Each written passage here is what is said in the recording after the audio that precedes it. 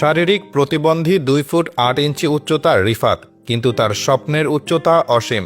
শারীরিক প্রতিবন্ধকতা নয়, বরং মেধা, সাহস আর অদম্য ইচ্ছা শক্তিকে সঙ্গী করে একের পর এক চমক সৃষ্টি করে চলেছেন যশোরের চৌগাছার ক্ষুদে বিজ্ঞানী ওয়াকিমুল ইসলাম রিফাত। রিফাতের হাত ধরে তৈরি হচ্ছে আইফোন 16 প্রো ম্যাক্স, খরচ মাত্র 2000 টাকা, যেখানে আসল আইফোন কিনতে হলে আপনাকে গুনতে হবে 1.5 লাখ টাকারও বেশি।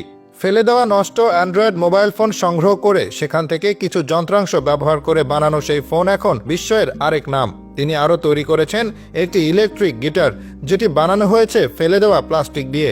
চোখ ধাঁধানো একজন উদ্ভাবক তিনি। পেপসির বোতল ও নষ্ট রড লাইট দিয়ে বানিয়েছেন অ্যাকোরিয়াম, সেটাও নান্দনিকতাকে হার মানাবে। তবে রিফাতের সবচাইতে বিস্ময়কর আবিষ্কার একটি স্মার্ট কার্ড, যা চলবে মস্তিষ্কের স্নায়ুর সংকেত ব্যবহার করে। শরীরে লাগানো একটি ইলেকট্রিক ডিভাইস গাড়িকে চালাবে। হাত পা বিহীন বা চলাফেরায় অক্ষম মানুষও চালাতে পারবে এই গাড়িটি।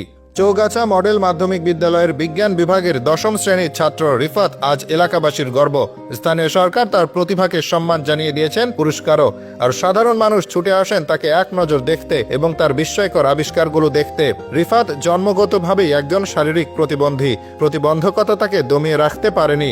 অদম্য ইচ্ছাশক্তি তাকে ক্ষুদে বিজ্ঞানী হিসেবে পরিচিতি করে দিয়েছে। সে ইতিমধ্যে স্মার্ট গাড়ি, smart mobile phone, smart guitar আবিষ্কার করে আলোচনায় উঠে এসেছেন।